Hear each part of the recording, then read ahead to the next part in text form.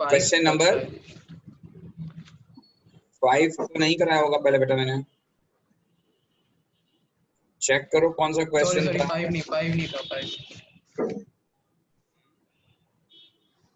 जी sir वो 1.5 organic 1.5 वाला, ठीक है ठीक है। ऑर्गेनिक कंपाउंड के 3.23 ग्राम ऑफ कार्बन डाइऑक्साइड।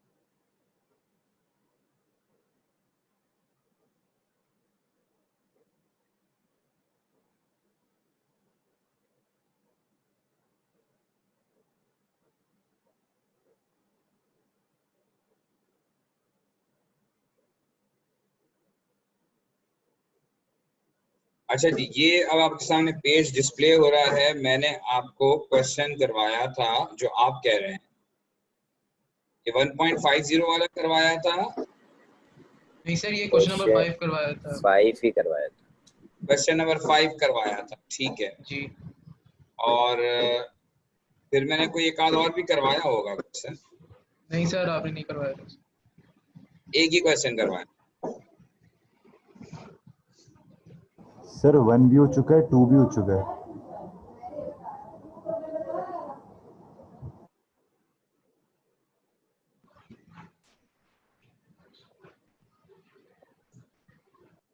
अच्छा जी, तो फिर अब एक क्वेश्चन हम और करके देख लेते हैं, और ये वाला क्वेश्चन है क्वेश्चन नंबर 4। लेकिन इस क्वेश्चन 4 में हमें सिर्फ एम्पेरिकल फॉर्मूला निकालना है, मॉलिक्यूलर नहीं निकालना, ठीक है। मैं यहाँ जो है वो डेटा लिख रहा हूँ। डेटा में क्वेश्चन ये है कि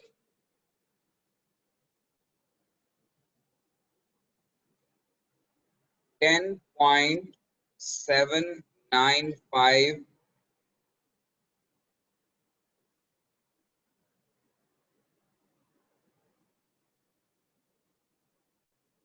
10.6795 ग्राम्स ऑफ कार्बोहाइड्रेट है ये। आपका स्क्रीन शेयर नहीं हो रहा जी, आप कुछ लिख रहे हैं क्या? आपका स्क्रीन शेयर नहीं हो रहा। एक मिनट, अभी मैं बताता हूँ आपको,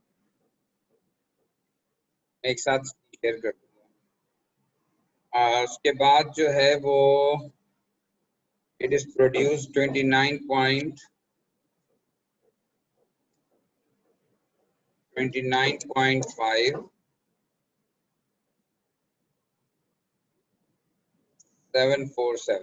5747 ग्राम carbon dioxide, and then 12.10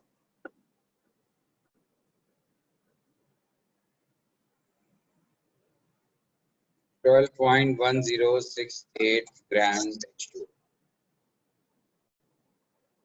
ये जो है वो क्वेश्चन है। आपकी स्क्रीन शेयर हो गई आपके साथ। ये है जनाब सवाल कि 10.7695 ग्राम ऑफ कार्बोहाइड्रेट। अच्छा, कार्बोहाइड्रेट का उसने बताया है कि कार्बोहाइड्रेट वो कंपाउंड है जिसमें कार्बन, हाइड्रोजन और ऑक्सीजन, ये तीनों एलिमेंट मौजूद है। और जब उसको बर्न किया तो बर्न करने पर ये 29.5747 gram carbon dioxide and 12.1068 gram H2O obtain हुआ। और आपका क्वेश्चन ये है कि आपने फाइंड आउट करना है एम्पेरिकल फार्मूला, ये आपको फाइंड आउट। 10.7695 ग्राम। अच्छा, इस क्वेश्चन में प्रॉब्लम ये है कि ये इसने 4 डेसिमल प्लेस की वैल्यू इस्तेमाल की है, तो आपको भी 4 डेसिमल प्लेस की ही वैल्यू इस्तेमाल करके और आगे जो भी आप सॉल्व करेंगे और वो भी जो भी आप आंसर रिकॉर्ड करेंगे वो 4 डेसिमल प्लेस पर ही करेंगे। अच्छा, अब आपको पता है कि आपको जब तक एलिमेंट के मासेस नहीं पता होंगे तब तक आप एम्पेरिकल फार्मूला नहीं निकाल सकते। तो कार्बन डाइऑक्साइड का जो मास प्रोड्यूस हुआ है, आपको मैं बता चुका हूँ कि ऑर्गेनिक कंपाउंड जब भी बर्न होता है तो ऑर्गेनिक कंपाउंड जो है वो बर्न होकर कार्बन डाइऑक्साइड और वाटर बनाता है। तो ऑर्गेनिक कंपाउंड का जो कार्बन है that will turn to carbon dioxide, और जो वाटर है उसमें जो हाइड्रोजन आता है वो ऑर्गेनिक कंपाउंड से आता है। अब आपको एम्पेरिकल फार्मूला निकालना है, तो पहले हम सॉल्व करेंगे मास ऑफ कार्बन।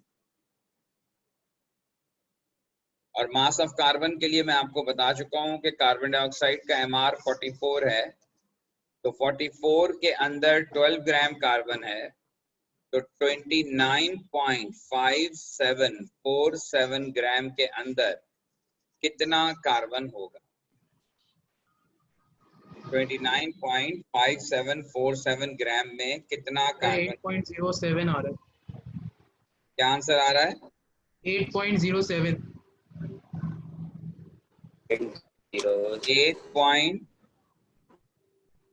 8.07 आगे भी तो होगा कुछ, 4 डेसिमल प्लेस तक।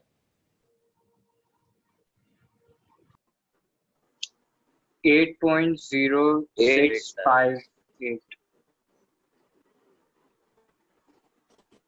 8.0858 नहीं 8.0658 8.0658 ये ग्राम्स आ गए आपके पास मास ऑफ कार्बन। नेक्स्ट आप कैलकुलेट करेंगे मास ऑफ हाइड्रोजन, और मास ऑफ हाइड्रोजन के लिए आपके पास 18 ग्राम वाटर के अंदर 2 ग्राम हाइड्रोजन है, और वाटर का मास आपको गिवन है 12.1068 ग्राम। तो 12.1068 ग्राम में हाइड्रोजन विल बी x 1.3452 है। 1.3454 452 ये आ गए 52 ग्राम्स हाइड्रोजन। अब आपके पास कार्बन और हाइड्रोजन का मास आ गया, लेकिन इस कंपाउंड के अंदर शुरू में ही आपको इंफॉर्मेशन दी हुई है कि this compound contains carbon, hydrogen as well as oxygen. अब अगर कंपाउंड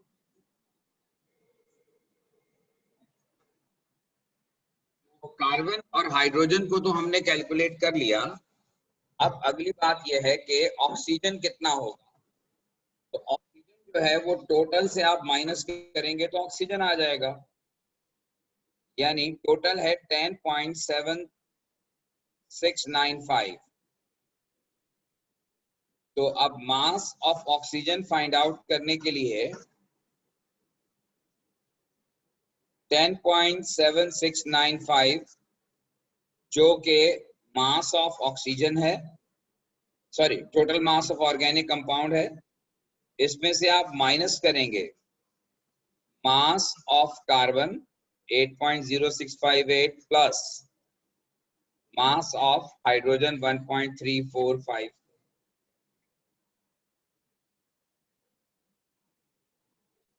आप इसको सब्ट्रैक्ट करेंगे, जो भी आंसर आएगा यानी कार्बन और हाइड्रोजन के मास को ऐड करके टोटल से माइनस कर देंगे, तो आपको ये पता चलेगा कि जो रिमेनिंग है वो ऑक्सीजन है। कितना आ रहा है?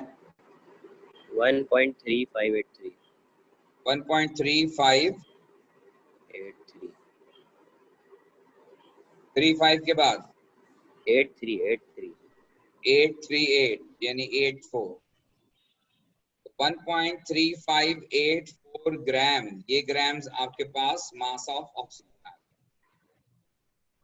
तो हमने mass of carbon, mass of hydrogen और मास ऑफ ऑक्सीजन ऑब्टेन कर लिया with the help of mass of carbon dioxide and water. अब हम नेक्स्ट पार्ट में उसी तरह से कार्बन, हाइड्रोजन और ऑक्सीजन को कंपेयर करेंगे, यानी उनके मोल्स निकालेंगे, जैसे हमने पहले भी किया था कि जब भी आपको किसी एलिमेंट की परसेंटेज या एलिमेंट का मास मालूम हो तो हम उसको उसकी परसेंटेज या मास से डिवाइड के लिए मोल निकालते हैं, मास डिवाइडेड बाय mr या ar। अब कार्बन का मास है 8.0658, हाइड्रोजन का मास है 1.3454 और ऑक्सीजन का मास है 1.3584। हमने सबको 4 डेसिमल प्लेस पे लिया है और अब जो है वो 4 डेसिमल प्लेस के बाद अगला काम जो है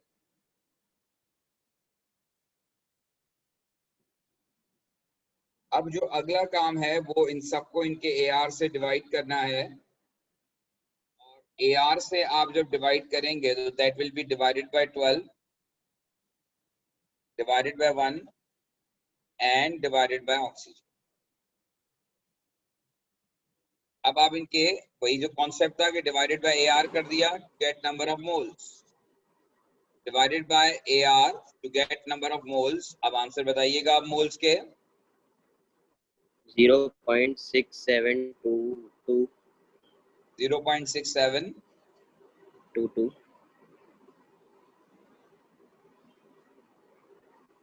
67 से आगे 22 सर 6722 मोल और ये है 1.3454 और इसका आंसर 0.0849 0.0849। ये हमारे पास डिवाइडेड बाय AR हमने किया और इनके मोल्स फाइंड आउट कर लिए और ये मोल्स ऑफ कार्बन, हाइड्रोजन और ऑक्सीजन आ। अब मोलर रेशो निकालने के लिए जो हमारा एक्चुअली एम्पिरिकल फॉर्मूला होगा उसका तरीका ये बताया था कि जो भी मोल्स आए उनमें से जो स्मॉलेस्ट वैल्यू है उससे आप सबको डिवाइड कर दें। आप सबको डिवाइडेड बाय 0.0849 कर,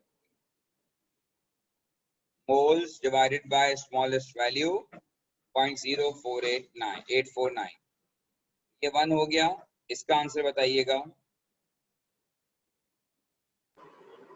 पहले वाले का 8 आ रहा है, 7.9 तो 8 हो जाएगा। जो आ रहा है वो बताओ, अपना जवाब नहीं बताओ। 7.9 सॉरी 7.9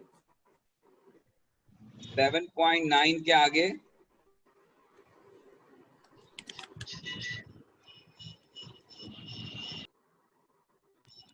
7.917 7.917 ओके। और इसका कितना आ रहा है हाइड्रोजन?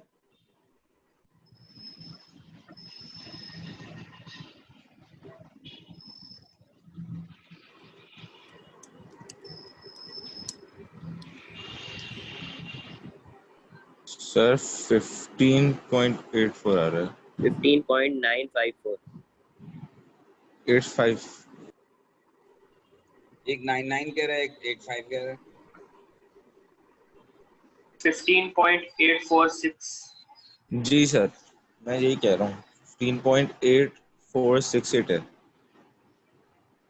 15.84 चले जी 15.84 कर लेते हैं।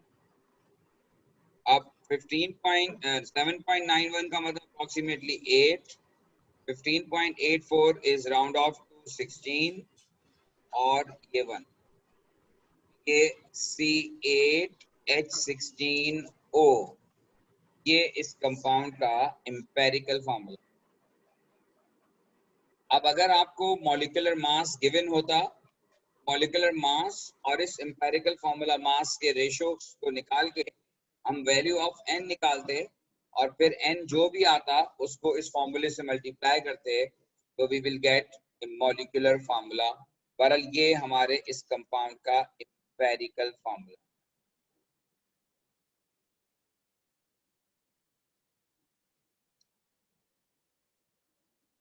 ओके जी, तो ये जो है वो एक और क्वेश्चन है जो मैंने आपको करवाया related to empirical and molecular formula.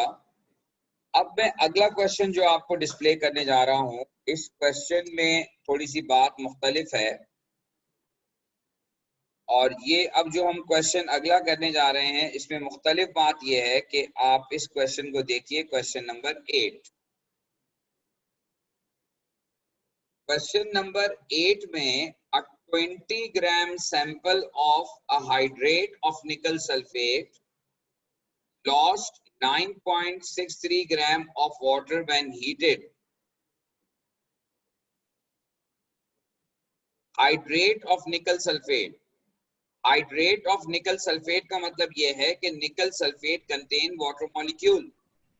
Hydrated nickel sulfate है। इन वाटर को जो हाइड्रेटेड निकल सल्फेट है, इसमें जो वाटर है इसे कहा जाता है वाटर ऑफ क्रिस्टलाइजेशन।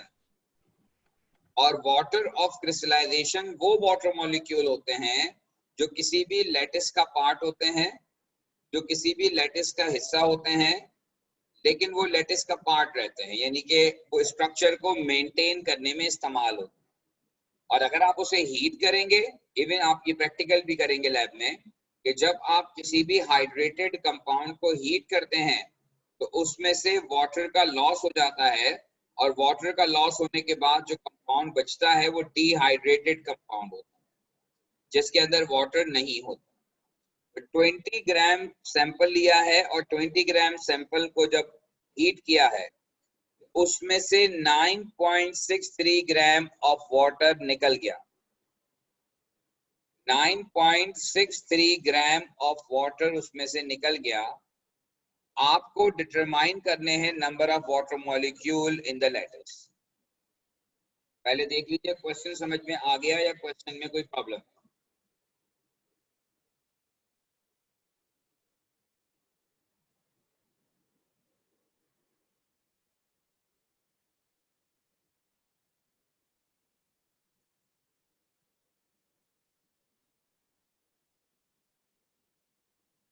ये क्वेश्चन नंबर 8 का अब मैं आपके साथ जो है वो सॉल्यूशन शेयर कर रहा हूं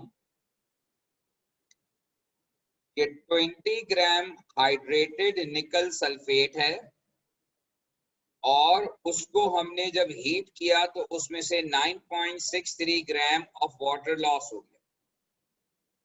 इसका मतलब ये है कि 20 माइनस 9.63, तो ये बच गया 10.37 ग्राम निकल सल्फेट है। यानी इसके अंदर वाटर 9.63 है और 10.37 ग्राम इसमें निकल सल्फेट। अच्छा, सवाल आपसे क्या है? सवाल ये है कि निकल सल्फेट के लैटिस के अंदर कितने वाटर मॉलिक्यूल मौजूद हैं।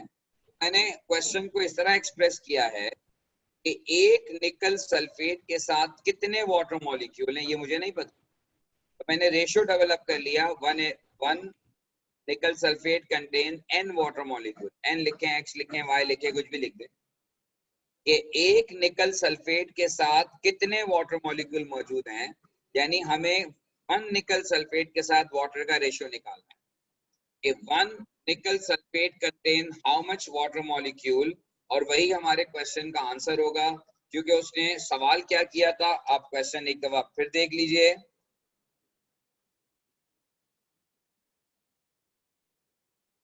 मैं वो स्क्रीन पर शेयर कर रहा हूं जहां क्वेश्चन लिखा हुआ था। ये है question number 8। A 20 gram sample of hydrate of nickel sulfate lost 9.63 gram of water when heated. Determine the number of water molecules in the lattice. आपको लैटिस के अंदर number of water molecules find करना है। Number of water molecules in the lattice निकालने के लिए अब आपको क्या करना होगा, वो चीज मैंने जो है वो अभी आपके सामने शेयर की कि मैंने इसको किस तरह से एक्सप्रेस किया है कि 1 निकल सल्फेट में जितने भी वाटर मॉलिक्यूल हैं वो हमारा आंसर हो। अच्छा, इसका मतलब ये है कि हमें इन दोनों का मोलर रेशियो निकालना है कि 1 निकल sulphate contain how many water molecule. इसके लिए सॉल्व वैसे ही होगा जैसे एम्पेरिकल फार्मूला हम सॉल्व करते थे, लेकिन एम्पेरिकल फार्मूला में हमारे पास मासेस ऑफ एलिमेंट होते थे तो हम उसको डिवाइडेड बाय AR करते थे, लेकिन यहाँ पर हमें निकल सल्फेट और वाटर के दरमियान रेशो निकालना है और ये दोनों कंपाउंड्स हैं, लिहाजा निकल सल्फेट के मोल निकालने के लिए हम उसे डिवाइड करेंगे उसके फार्मूला मास से, और निकल सल्फेट का फार्मूला मास 154.8 है और ये आपने डेटा बुकलेट से फाइंड आउट करना है। डेटा बुकलेट में पीरियोडिक टेबल में एलिमेंट के एटॉमिक मासेस और एटॉमिक मासेस से आप निकाल सकते हैं इसका फार्मूला मास। तो 10.37 मास जो कि हमारे पास निकल सल्फेट का मौजूद है डिवाइडेड बाय 154.8 जो कि इसका फार्मूला मास है, ये आ गया 0.066 मोल। नेक्स्ट 9.63 जो वाटर लॉस हुआ जो इसके अंदर था डिवाइडेड बाय 18 इसका मॉलिक्यूलर मास है, तो 9.63 डिवाइडेड बाय 18 इज 0.535। ये 0.066 और 0.535 ये दोनों जो हैं वो मोलर रेशियोज हैं, ये मोल्स के रेशियोज आ गए, दोनों के मोल्स हैं। 0.066 मोल निकल सल्फेट का है और उसके अंदर 0.535 मोल जो है वाटर मौजूद है। अब सिंपलेस्ट रेशियो निकालने के लिए हम स्मॉलेस्ट वैल्यू से दोनों को डिवाइड कर देंगे, तो 0.066 डिवाइडेड बाय 0.066 इसका आंसर 1 आया और इसका आंसर 8 आया। यानी इसका मतलब ये हुआ कि निकल सल्फेट का और वाटर का जो रिलेटिव रेशियो बन रहा है वो 1:8 बन रहा है। रिलेटिव रेशियो जो बन रहा है निकल सल्फेट और वाटर का वो 1:8 बन रहा है। निकल सल्फेट और वाटर का रेशियो 1:8। तो value of water of crystallization या number of water molecule attach in the nickel sulphate lattice वो आपके सामने है, इसका आंसर 8। क्वेश्चन का सॉल्यूशन देख लीजिए और आपको लगता है कि कोई प्रॉब्लम है तो आप ये कंप्लीट सर ऊपर कर दे, कॉपी करना है।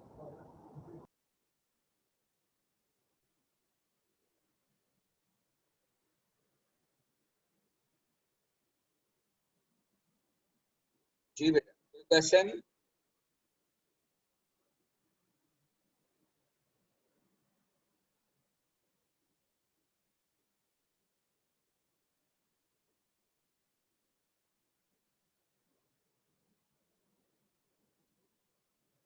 अच्छा ठीक है, तो अब इसके बाद जो है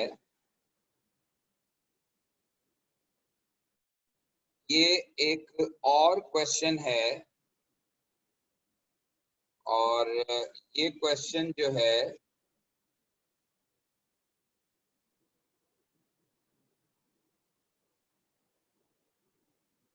ये जब आपको ये बुकलेट गिवन जब दिया जाएगा तो ये क्वेश्चन सारे आपको मिल जाएंगे। अभी फिलहाल जो मुझे क्वेश्चंस करवाने हैं वो मैं करवा रहा हूँ। क्वेश्चन नंबर 13 आप देखिए इस पेपर का क्वेश्चन नंबर 13 ये मैं शेयर कर रहा हूँ स्क्रीन।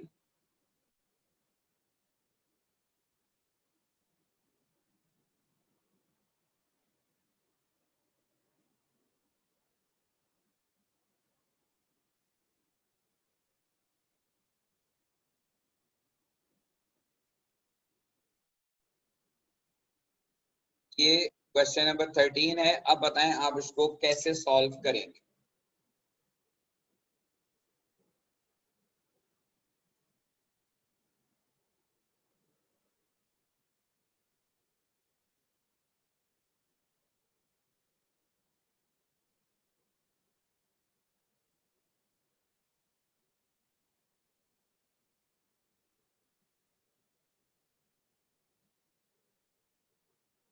सर लेड के लिए 100 में से माइनस कर देंगे इन दोनों।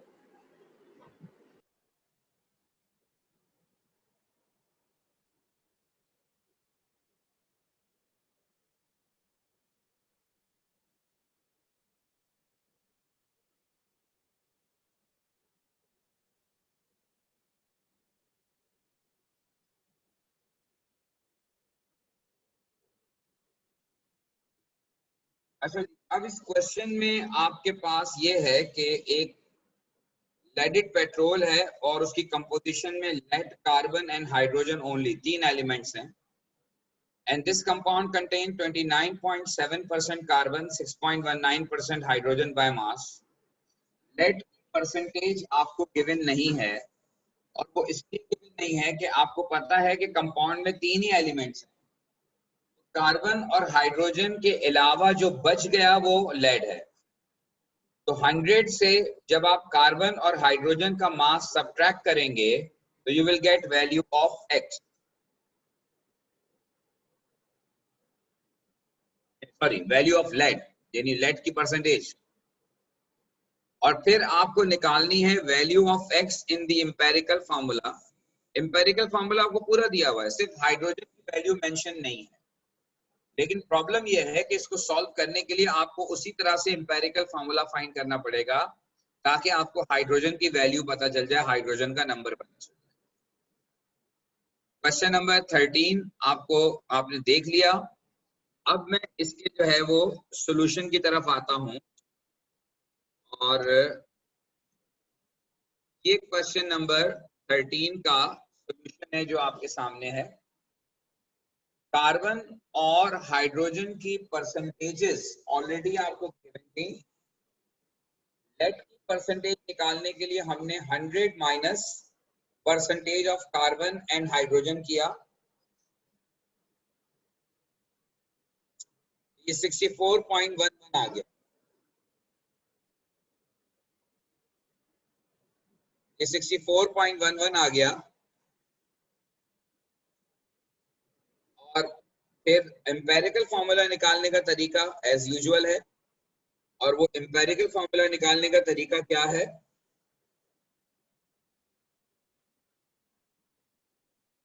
एम्पिरिकल फॉर्मूला निकालने का तरीका जो है वही है जो आपने पहले भी यूज किया है, कि पहले आप डिवाइडेड बाय AR करेंगे, तो आपने तमाम वो जो भी आपके पास से परसेंटेजेस थी उन परसेंटेजेस को डिवाइडेड बाय AR किया, और इंडिविजुअल मोल्स ऑब्टेन हो गए। लेड का मोल 0.31, कार्बन का मोल 2.47 और हाइड्रोजन का मोल 6.19। और फिर स्मॉलेस्ट वैल्यू से, यानी कि स्मॉलेस्ट मोल से हमने मोल रेशियो निकालना है, और मोल रेशियो निकालने का तरीका ये होता है कि जो भी मोल्स अवेलेबल हैं उनमें से जो स्मॉलेस्ट वैल्यू है उससे सबको डिवाइड कर देंगे। तो लेड 1 आ गया, कार्बन 8, ये दोनों ऑलरेडी गिवन थे, और हाइड्रोजन की वैल्यू फाइंड करनी थी जो यहाँ पर 20 आ गई। इसका मतलब ये हुआ कि इस क्वेश्चन में जो x की वैल्यू है वो 20 है, और यही हमारा क्वेश्चन आस्क किया गया था। ये पास्ट पेपर का ओरिजिनल क्वेश्चन है, पास्ट पेपर से ही, ठीक है, ये पास्ट पेपर का क्वेश्चन है, जिससे आप अंदाजा लगाएं ये 1 मार्क का क्वेश्चन है। इसमें आपको कितना काम करना है कि पहले आपने लेड की परसेंटेज निकाली 100 माइनस करके, फिर हर एक के मोल्स निकाले, और फिर स्मॉलेस्ट वैल्यू से डिवाइड करके मोलर रेशियो निकाला, तब कहीं जाकर आपका जो है वो क्वेश्चन का आंसर आया। होपफुली आपको मेरी बात समझ में आ गई होगी। अगर इस क्वेश्चन में कोई सवाल है तो पूछ लो।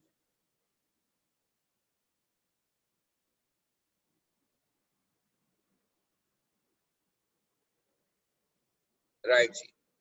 अब इसके बाद ये क्वेश्चन नंबर 14 जो आपके सामने इस वक्त डिस्प्ले हो रहा है, 0.200 mole of a hydrocarbon undergo complete combustion to give 35.2 gram of carbon dioxide and 14.4 gram of water as the only products। देखिए, एक बात तो यह है कि हाइड्रोकार्बन है। हाइड्रोकार्बन का मतलब ये होता है कि compound contain carbon and hydrogen, carbon and hydrogen only. तो कार्बन और हाइड्रोजन का कंपाउंड जो है ये हाइड्रोकार्बन है। इसका मतलब है कि इसमें ऑक्सीजन मौजूद नहीं है, सिर्फ कार्बन और हाइड्रोजन। और जब इस कंपाउंड को बर्न किया तो it gives 35.2 gram of carbon dioxide and 14.4 grams of water as the only products। Now what is the molecular formula of hydrocarbon? मैं आपको 2-3 मिनट दे रहा हूं, try to solve this question.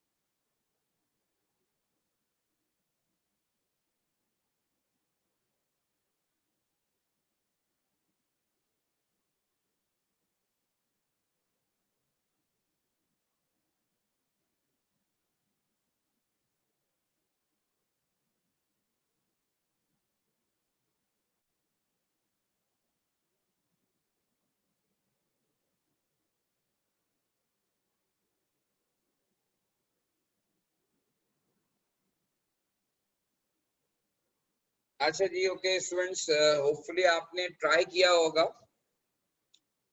लेकिन इस क्वेश्चन में अगेन एक बात मुख्तलिफ है, और वो मुख्तलिफ बात यह है कि आपको इस क्वेश्चन में 0.200 मोल ऑफ हाइड्रोकार्बन गिवन है।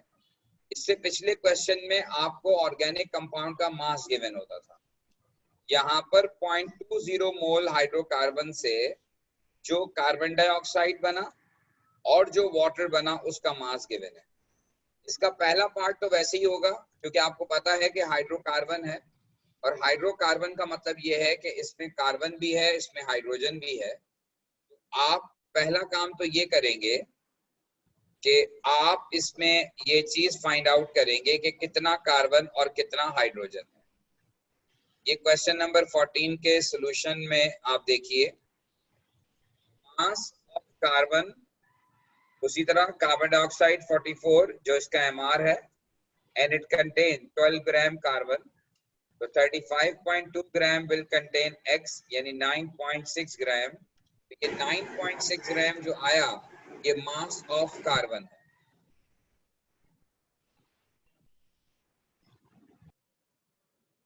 उसके बाद मास ऑफ हाइड्रोजन निकाला हमने,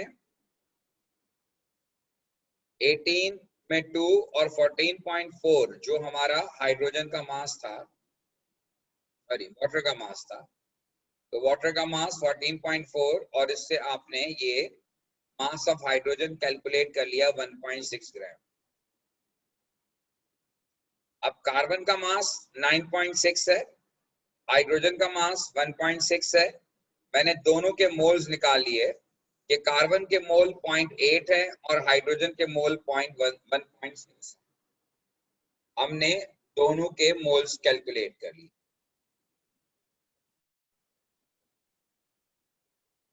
अच्छा, इस क्वेश्चन में इशू ये है कि ये जो 0.8 मोल कार्बन है, ये 0.8 मोल कार्बन जो प्रोड्यूस हुआ है, ये 0.2 मोल हाइड्रोकार्बन से हुआ है। अगर आप क्वेश्चन को दोबारा देखें तो क्वेश्चन में जो इंफॉर्मेशन आपको गिवन थी वो ये थी कि 0.20 mole of hydrocarbon it gives 35.2 gram carbon dioxide and 14.4 gram of H2। तो ये 0.20 मोल ऑफ हाइड्रोकार्बन से प्रोड्यूस हुआ है।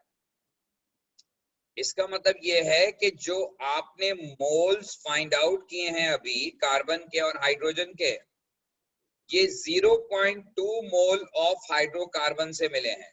तो ये मैंने लिखा है कि 0.2 मोल से 0.8 मोल कार्बन, तो 1 मोल से यानी कि एक कंपाउंड में कितना कार्बन होगा, तो एक कंपाउंड में नंबर ऑफ कार्बन 4 आ गया। ये इससे आपने number of carbon find out कर लिए कि जो ऑर्गेनिक कंपाउंड में मौजूद है। Sir 0.20 mole organic compound contain 0.8 mole carbon, so 1 mole organic compound contain X। Sir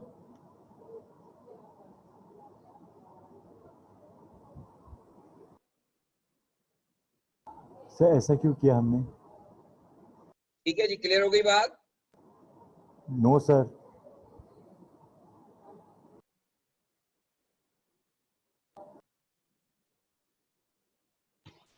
sir ये हमने ये क्यों करा, मतलब ये मोल्स, इससे क्या ये मॉलिक्यूलर मास निकलेगा इससे? मॉलिक्यूलर फार्मूला निकलेगा।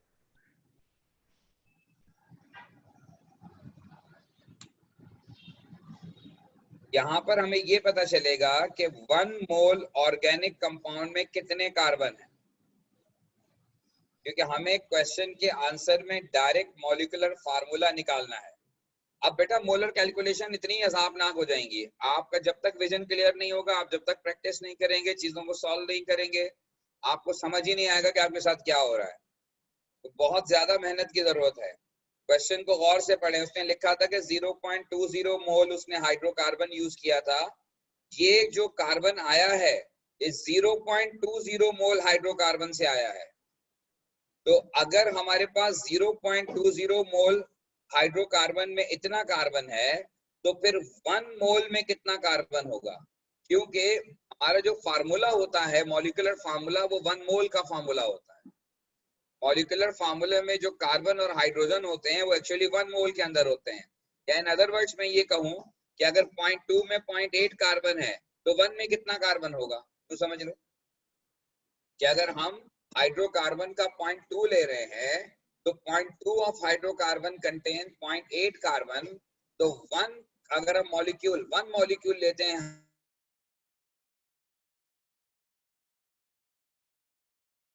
कार्बन की वैल्यू 4 आ जाएगी। अब भी ये बात समझ में आई या अब भी नहीं आई? आ गई सर। ठीक है। और कोई स्टूडेंट जिसको अभी भी प्रॉब्लम हो?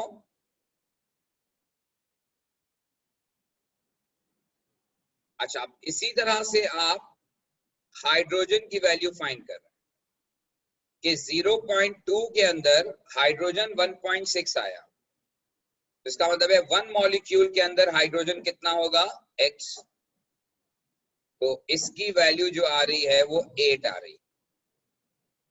और इसकी वैल्यू 8 आने का मतलब सिंपली ये है कि ये C4H8 होगा। और यही क्वेश्चन में जो ऑप्शंस हमें गिवन थे उसमें एक ऑप्शन जो था वो C4H8 था। इस कंपाउंड का जो करेक्ट आंसर होगा वो C4H8 होगा। ठीक है जी, तो होपफुली आपको मेरी बात समझ में आ गई होगी। और अगर आपको लगता है कि कोई क्वेश्चन है तो आप पूछ सकते हैं। सर अगर इफ पॉसिबल तो क्वेश्चंस आप दिखा दें, हम उसके वो स्क्रीनशॉट ले लेते ताकि प्रैक्टिस के लिए। ये बुकलेट बेटा इंशाल्लाह आपको मेरे ख्याल है इस वीक में मिल जाएगी। उसमें क्वेश्चंस रैंडम है इसमें, लेकिन अच्छा। एक मैंने आपको स्नैपशॉट जो बताया था लेने का, वो आपने एम्पेरिकल और मॉलिक्यूलर फार्मूला के क्वेश्चंस जो एक साथ थे वो वो तो ले हो लिया गया। था। जी सर वो तो हो गया।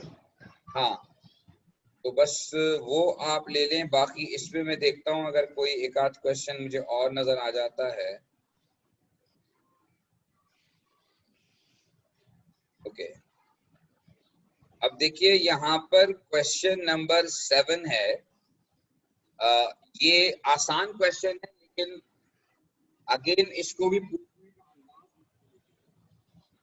मॉलिक्यूलर फार्मूला क्वेश्चन है, मॉलिक्यूलर फार्मूला फाइंड करने का। क्वेश्चन नंबर 7 आप देखिए, प्लीज स्क्रीन आपकी शेयर हो रही होगी। हाँ ठीक है।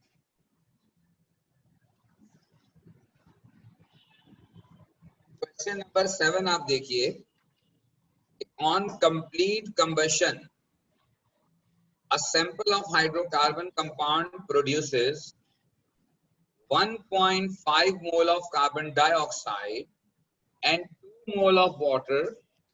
What is the molecular formula of this hydrocarbon? 1.5 mole carbon dioxide और 2 मोल वाटर बना रहा है कोई एक हाइड्रोकार्बन है। फॉर्मूला हमें उसका आइडेंटिफाई करना है। अब इस क्वेश्चन को अगर मैं सॉल्व करूं,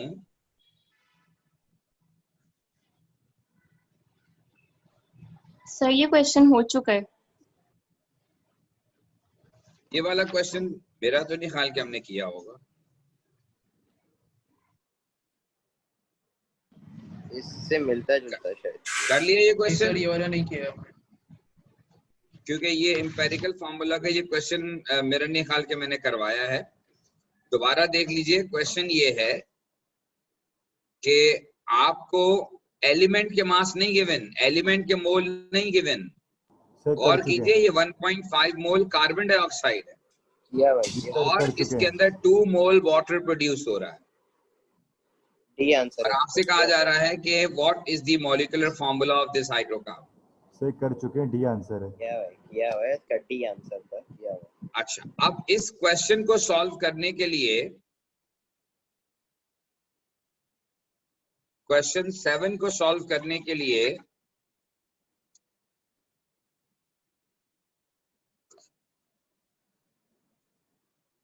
वन 1.5 मोल कार्बन डाइऑक्साइड है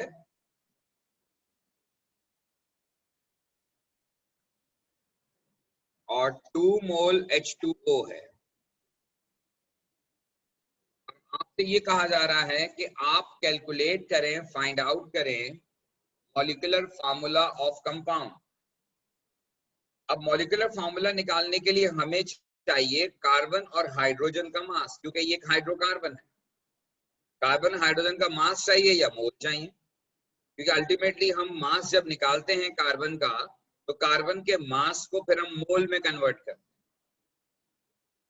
तो यहां पर आप अगर रिलेशन देखें कार्बन डाइऑक्साइड और कार्बन का, एक कार्बन डाइऑक्साइड में एक कार्बन है। आप देखिए, अगर मैं एक कार्बन डाइऑक्साइड लूं तो it contain 1 carbon and 2 oxygen.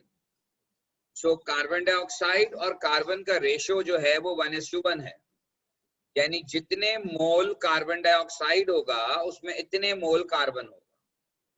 तो फिर 1.5 mole of carbon dioxide contain 1.5 mole carbon.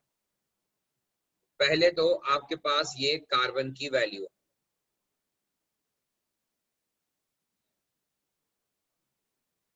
1.5 mole carbon.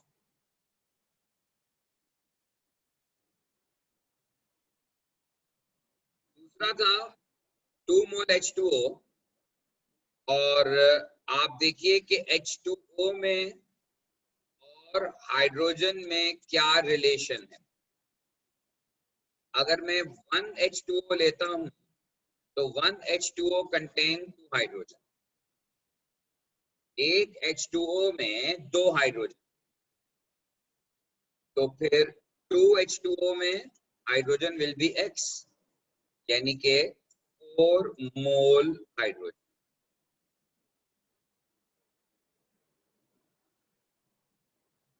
तो अब आपके पास कार्बन और हाइड्रोजन के मोल्स आ गए। आपको जो गिवन थे वो कार्बन डाइऑक्साइड और वाटर के मोल्स गिवन, जबकि आपको जो रिक्वायर्ड हैं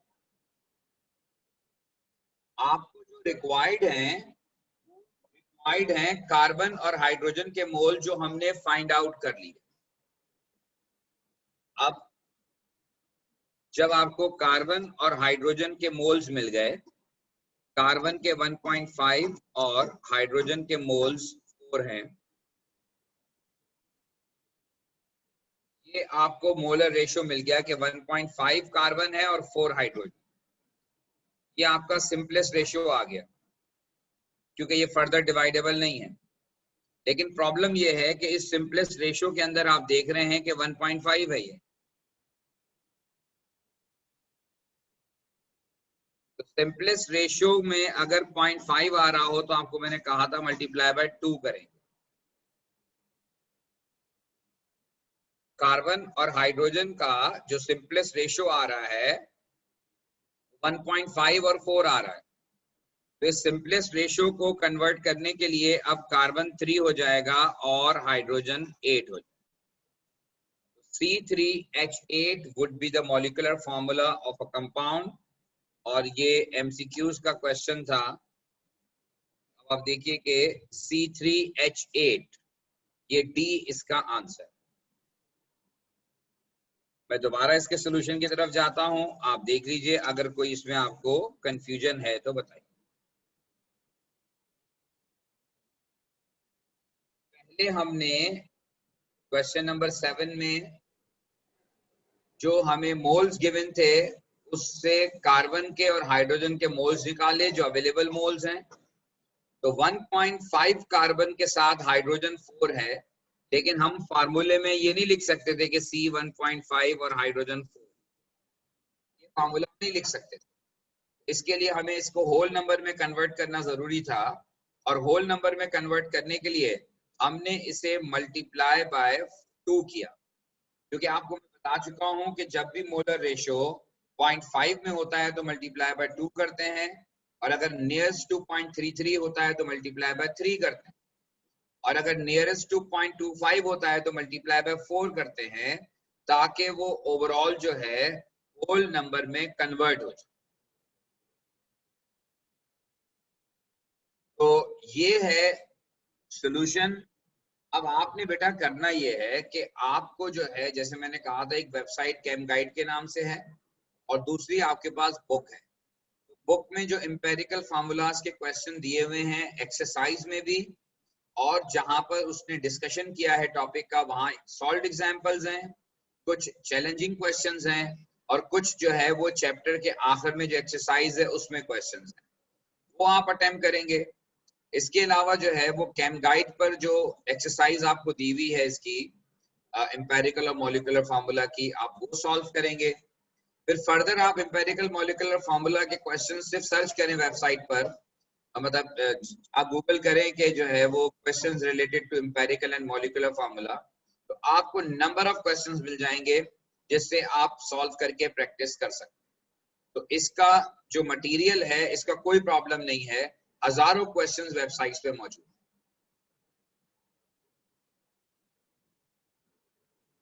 ठीक है जी।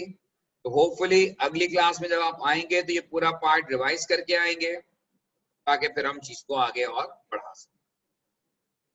ठीक है, अभी अगर कोई क्वेश्चन है तो